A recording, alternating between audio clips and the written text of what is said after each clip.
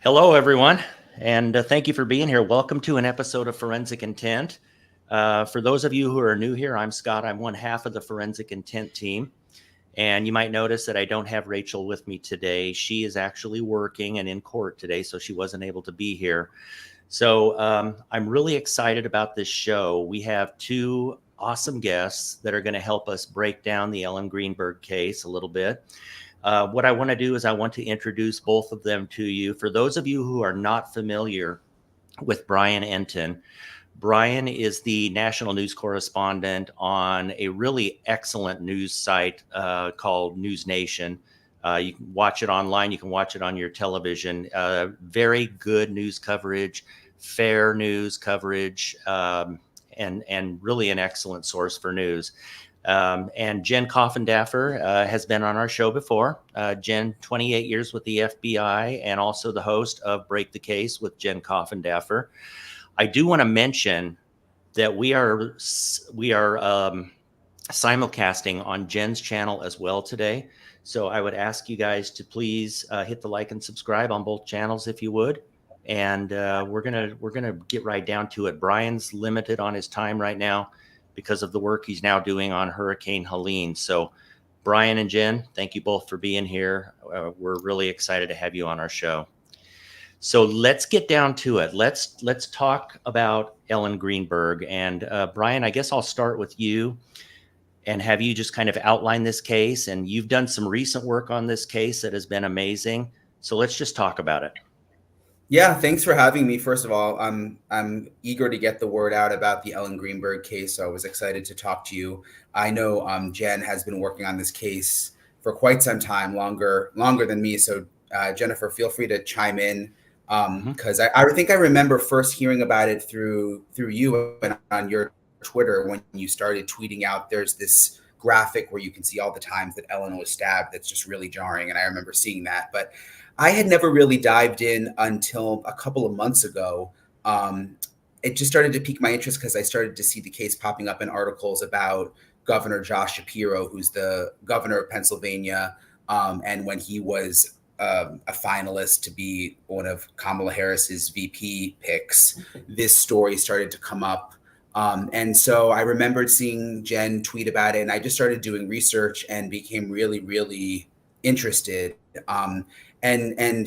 Basically, the Reader's Digest version, and I know a lot of people know about the case, but this young woman, Ellen Greenberg, beautiful young woman, teacher, amazing person. I mean, I've interviewed her friends and parents, died in 2011 in her apartment in Philadelphia. And if you look back at some of the stories that I've done, you'll see the diagrams. I mean, it does not make any sense. She was first ruled, her death was first ruled a homicide, and then it was quickly changed to suicide. But all of the experts that we've interviewed say it's impossible that she could have killed herself based on the stab wounds. 20 plus stab wounds to the front in her aorta. The knife went all the way in, and then also in the back of her neck and right into her spinal column. And my last trip to Philadelphia, I had the chance to look at the actual crime scene photos. And I hate to even call them crime scene photos because they never really classified it as a crime scene, which is one of the things that doesn't make a lot of sense. But I was able to see the photos that police took when they arrived that are not public, and where you actually see Ellen there dead and you see the knife in her. And it's a long knife. I think it's about a 6-inch blade all the way in her aorta. It looked like, honestly, like a horror movie, just sticking right out of her chest. And it's just one of those cases that doesn't make any sense. It doesn't make sense that they would have ruled it a suicide. No one was ever investigated or arrested. And this was back in 2011, and all this time later, there still really hasn't been any justice in the case. Yeah, it's really sad. I agree with you. I can't for the life of me, Brian and Jen, understand how they could classify this as a suicide, especially with the postmortem wounds afterwards. One thing that's not being talked about, you guys, is the stab wounds are pretty well known, but what's not being talked about much is the massive, well, I'll say massive, but the bruising that was on her body. And I know, Brian, in one of the videos that you recently put out, you had a diagram on there of all of the bruising that was found on Ellen's body during the autopsy. Can you talk a little bit about that? Yeah, so one of the forensic pathologists created and I actually saw all the photos too of the actual bruises, which again were really difficult to look at. I mean, unlike you guys, I mean, I don't have like a background and I haven't seen a lot of autopsy photos. I mean, here and there was stories, but it was really sad to see just knowing what happened to her. But, there's bruises pretty much all over her body. And some are dark, some are lighter, some are old, some are new. And there's this diagram that one of the forensic pathologists created that shows, and if you go back and look through my Twitter, you can see it, just how many bruises there were, basically circled all the spots on her body where there were bruises, which again, it's just one of those things. And Jennifer, you can probably speak to this better than me, but those bruises weren't initially mentioned in any of the police reports or any of the initial reports. And they also just don't make a lot of sense for this to be a suicide. Well, Brian and Scott, and thanks for having me here so much. Absolutely. Whenever I see that on someone, that's just a red flag to me of some sort of violence perpetrated against her. In other words, it's because the various stages of healing that you find the bruising in, that shows trauma to that area at different times. And that typically is indicative of somebody who is unfortunately being hurt and abused on a regular basis over a period of time. I also wanted to comment really quick about that knife, Brian. And I know you guys have both heard the 911 tapes, which almost, if it weren't so horrific, would be comical. It would be a bad skit when they ask words to the effect of, well, she's not breathing. What happened? I don't know. Maybe she slipped. I mean, just completely disregarding the gigantic knife sticking out of her chest until they ask him to give her CPR. And he says, well, I really can't because there's a knife there. So it's just, as I've said before, that 911 tape should be shown to classes in terms of what to look for in regard to deception on a 911 tape. Yeah, and one of the reasons I wanted to look at the actual crime scene or photos of her is because it's not until like about 2 minutes into basically the backstory is, and most people probably know it, but Sam Goldberg, who was Ellen's fiance, called 911 when he says that he found her body. And she was sort of slouched over, and I'm just remembering the picture in my head. She was kind of slouched over up against the cabinets on the ground in the corner of their little kitchen in their little apartment.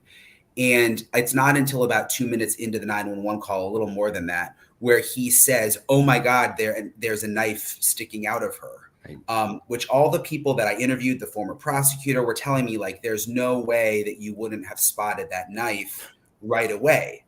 And I was honestly thinking, and just the way I think, I'm always trying to play devil's advocate, and Jennifer knows this, like, I'm like, I don't know. I always give people the benefit of the doubt. So I'm like, well, maybe the experts are just saying that, but maybe it really, in a panic, you really wouldn't notice. So that's really why I wanted to see the photos for myself. And when I saw the photos, I mean, it really is the first thing you notice. I mean, again, I hate to say this, but it is like a horror movie. There is just a massive, like, steak knife sticking out of this woman's chest.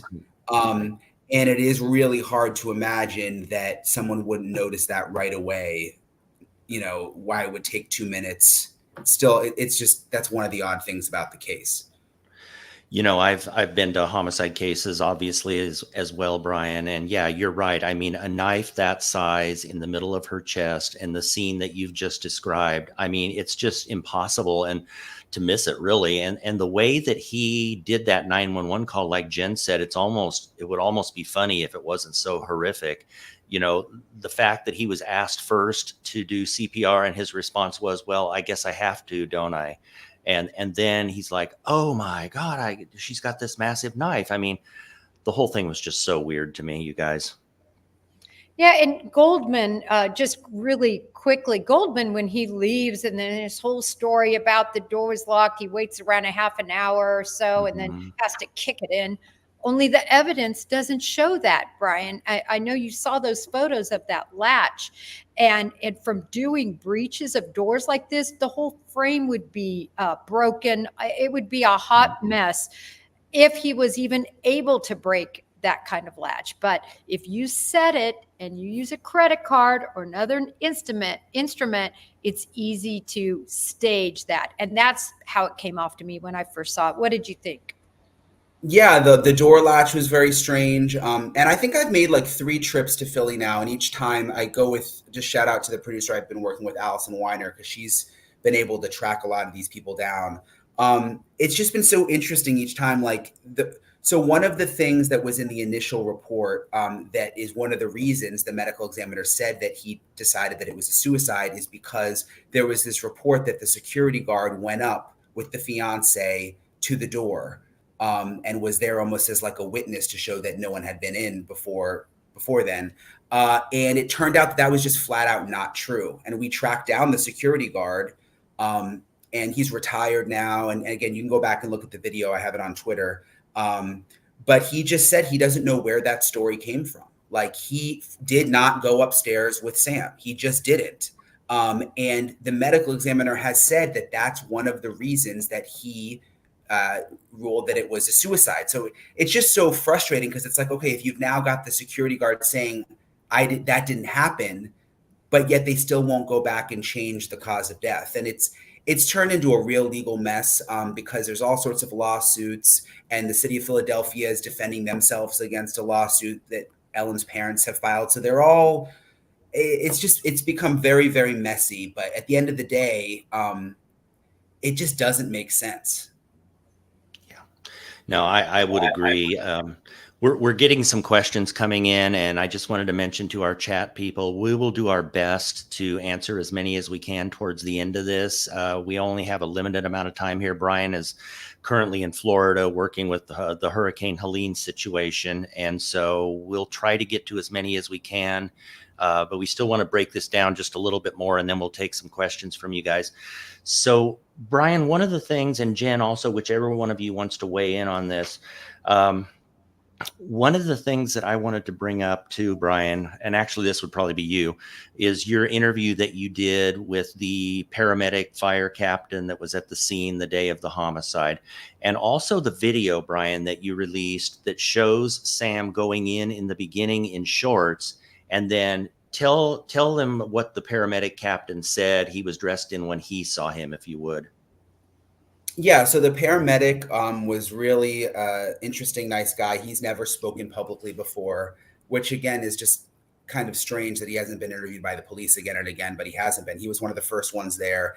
And he said a couple of interesting things. One, and he had a lot of experience, responded to a lot of calls over the years, is that he says he knew right away that it wasn't a suicide. Like, when he walked in, it didn't look anything like a suicide to him. It looked nothing like any of the suicides that he had responded to. He felt like it was a crime scene and that it was a murder right away. And he's never really understood why it was called a suicide. But what he also said that was interesting is that when he saw the fiance, Sam, he says he is positive that Sam was wearing sweatpants. So when the paramedic responded and Sam was there in the hallway and everything, that Sam was wearing sweatpants. But in the surveillance video, you see Sam wearing shorts. He says that he had been working out and was still in shorts. And the security guard also says that he saw Sam in shorts, and you can see it in the video. So it just begs the question of, if he was wearing shorts when he discovered Ellen, well, then how did he end up in sweatpants when the paramedics arrived? And I asked this paramedic, I'm just, you've been to so many calls over the years, like, maybe it was shorts and you just didn't remember quite right. And he goes, no, like, I know what I remember. And it was documented too, by the way, back then in his report. Yes. So it's in black and white too. But he says it was definitely sweatpants, which is just yet another thing that, is just sort of strange. I would agree. I mean, there's so many circumstantial pieces to this case that just don't add up. And One thing I wanted to bring up is now the parents have been fighting very hard for this case for a very long time to get it reinvestigated. It's now at the Supreme Court level in Pennsylvania being reviewed by the Supreme Court to determine whether it's worth or whether it should be reopened, reinvestigated, and so on. So that brings up two questions. Number one, what do you, both of you, expect is going to happen with this case as it moves forward now that it is at the Supreme Court?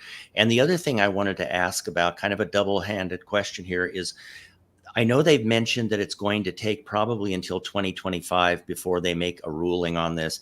Can either of you or both of you explain to our chat people in our audience why it takes so long? Because I don't think people understand why the Supreme Court takes so long to make these rulings. Well, let me first say that what they're really ruling on is whether there is standing for these parents to come forth and have this ruling looked at. So really, this is a decision of standing because basically the law, as it's being interpreted, is saying, listen, these parents don't have standing to come forward. And it's unbelievable that they wouldn't be considered loved ones and people that have had huge loss and that they wouldn't have standing. But that's what the lower court ruled. So that's really what's being discussed here. Why would it take so long? Is basically because they are going to be interpreting and possibly changing case law. And that means these justices are going to have to weigh in and write very specific and detailed dissertations, really, on why they reach their decisions. Brian, tell me if I got anything wrong there.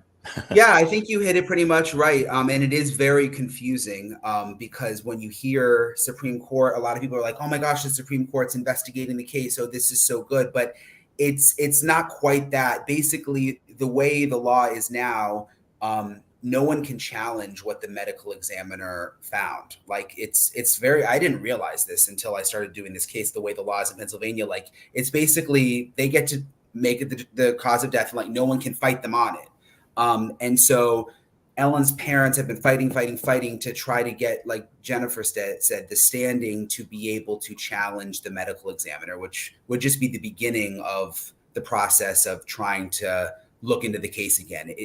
It's a small little step, but it's a really, really big step. And it's my understanding that they may hear at the beginning of 2025, the Supreme Court. Yeah, I mean, Jennifer has talked to Ellen's parents. I went to their house. You know, they've spent almost like $1 million of their own money fighting. This was their only daughter, their only child.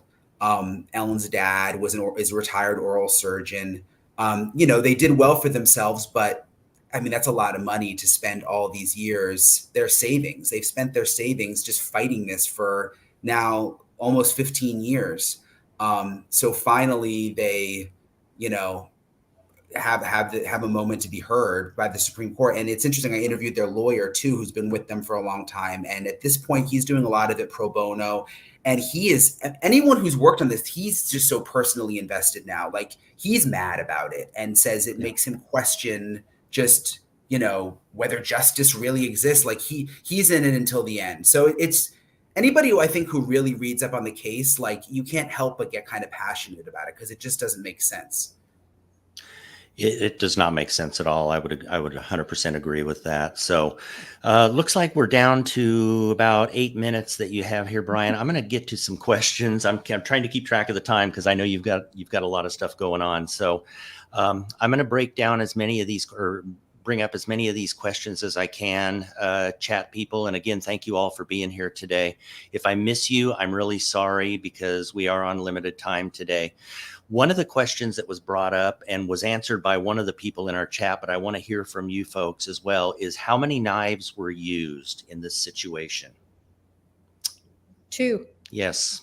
There was a smaller knife used, like a paring knife, and then the larger knife, which again, for a suicide is completely unusual. You're so upset that you want to die and it's not getting the job done. I don't know. And then you go and find one in the middle of your situation. No, but it does make sense in a homicide. It makes sense if you stab in the back, and then, use that last knife as the huge penetrating wounds to make sure. It's like the Menendez brothers who reloaded their gun, right? That's how I see it, where you stab and you think you've done the job. Maybe they're still moaning or something, and then you get a bigger knife to finish the job. That's how I see it.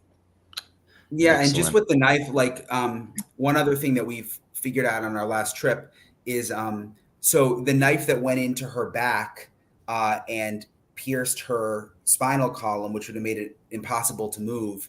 Initially, the medical examiner, when they first did the examination, said in the report that they had an outside consultant come in, an outside forensic pathologist come in and view that part of the back, and that pathologist said, oh, it did not sever the spinal cord. We'll come to find out that pathologist says, wait, that's not even true. I never even had anything to do with the case. I have no recollection of Ellen Greenberg or anything. So like, how did that end up in the report if it's just not true? And then it's just, I know you have more questions, but this just makes me so frustrated that by some chance, the city of Philadelphia saved part of Ellen's spine where the knife went in all these years later. And so the family was able to hire another forensic pathologist years later to go get that piece and determine whether or not the knife did in fact go into the spinal column. And that forensic pathologist said there's no doubt that it did, that it shows that it did, which if, again, it's common sense. If it went in, you wouldn't be able to move anymore. You wouldn't be able to keep stabbing yourself. Correct. So that just reminded me of that when you were talking about the knife. It's like just something else that doesn't add up. Well, and you're really talking about actual, for this case to happen the way it happened, falsification of documents, sadly. I mean, that's where a lot of this evidence points. And that's why we went from maybe incompetence to cover up, right? So, I mean, possibly. Yeah. Very, very odd. Very odd. So Green-Eyed PI is asking a question. If one of you wants to weigh in on this, could Sam have locked up and maybe come in through the patio or balcony door? Does one of you want to weigh in on that? Go ahead, Brian. Yeah, I see you shaking your head. Yeah, I agree. No, I mean, it's up. I can't remember what floor. It's either the second or third. It was not the ground floor. I went in the apartment, no, there was no way to get up there. And just like a side note, when we went to the apartment where it happened, and there's like these other college kids living there now, like these nice guys, and they had Jennifer knows how like I roll. I just knocked on the door, and they had no idea. I roll that way too, by the way. They knew nothing. Yeah, right. They knew nothing about the case even, and they were super nice. Let us in. We were able to film in there, but like it was kind of awkward. I'm just like, I hate to break this to you guys, but yeah, like this happened in your apartment, and it's still like the same cabinets and everything. It's super weird. Okay. Yeah. Very interesting. So Adrian, go ahead, Jen. Go ahead, Jen. I wanted to comment on that. Sure. Is that plus Goldman himself said he entered that way. He always said he went through that door with that lock, or maybe is the viewer maybe trying to say that's how he got past it? Oh, I think he just jerry-rigged the lock. I think that's my perspective on it. But go ahead. Thanks, Jen. So Adrian, thank you for being here from Scotland. Adrian's a big friend of our show, and she's asking, what is the security guard saying currently today as we speak, Brian or Jen? Yeah, so when I went to his house and we got him on camera, he is saying that he did not go up there with Sam, that there's no way that he did that. And he also was very emotional still all these years later. Like I could tell that this caused him a lot of turmoil. He knew Ellen. I mean, it wasn't a huge building. He worked the front desk. You see people coming and going, gave her packages, said she was super nice. And is still very much like emotionally impacted for sure. I think one big note too, just to point out really quickly, is this apartment, by the way, the uncle of Goldman came in and took the devices that were inside of there. And also the next day, the apartment manager, after consulting with law enforcement to give the okay to clean, they hired a professional cleaning crew, a crew that specifically deals with crime scene cleanup, to go in and clean everything. Brian, I don't know if you were able to talk to any of those people, but anything that I'm missing on that point, because that is the biggest point and the biggest problem with the case. Yeah, no. So because they ruled it a suicide, it wasn't a crime scene. They allowed the fiance's family members to come and get computers and things out of the apartment, and then also clean it, hire a company to clean it. So yeah, it's, and we should say, I mean, the fiance, Sam, has never been arrested. Obviously, I don't even think he's ever really been formally investigated in this. Right. So, and it's interesting. Ellen's parents are very careful they just want it to be investigated. They know it's not a suicide, and they want someone to take a real look at it, because they feel like they never really got that. Yeah. And huge hats off to these parents. You alluded to it, Brian, $1 million. I mean, I know the first time I spoke with them, they said, how much do you want to just, use Twitter and just, I'm like, nothing. Are you kidding? Well, we'll give it to a charity. No, you're the charity. I mean, go. And the only reason I bring that up is because I think Brian is so right that so many people have gotten invested in this case and want justice for Ellen, because this is so wrong on a lot of different levels in terms of it not being investigated. Mm-hmm. It's as simple as that. I agree. So everyone, I think we may have to leave it there for now. I'm sorry I didn't get to some of your questions. Hopefully, Brian, maybe we can have you on another time if you do have time to come back on with us and maybe talk about this and other cases a little bit more. But we're at our 30-minute point, and I know you've got a lot to do there in Florida today. I want to thank you again, first of all, for coming on the show with Jen and I. And ladies and gentlemen in chat, if you haven't watched News Nation and you're not familiar with Brian Entin's work, you need to be, okay? It's a great platform, very fair, very unbiased, and fact-based news. So, Brian, I'm going to let you go, and we really appreciate you coming on today, and hopefully we can have you on again real soon. Yeah, next time, hopefully I can stay a little longer. Sorry, I'm kind of in a rush today with everything going on with the hurricane and so much news these days. But thank you for having me. It's always good to see Jen. And I just hope people will read more about the case, and that we can see some kind of development where at least there's some kind of proper investigation after all these years. So I appreciate it. Thank you. Absolutely. Thanks again, Brian. You take care. Stay Bye, safe Brian. out there. Thank you guys. All right, bye. Bye-bye. So, Jen, you probably need to get on your way too, I'm guessing. Yeah, I wanted to mention, because people might think I'm crying. I'm really not crying. I had a major, well, not major, but an eye situation. And I haven't been to an eye doctor in years. And I went, and he has me putting all this goop and ear and eye drops and everything in this eye because it's messed up. My tears are not performing, he says. And so he's trying to make them perform, and they're overperforming right now. So, but certainly it's a tearful case. Anyone who, sees I've seen the crime scene photos. They're horrific. And she was 27. Yeah. So sad.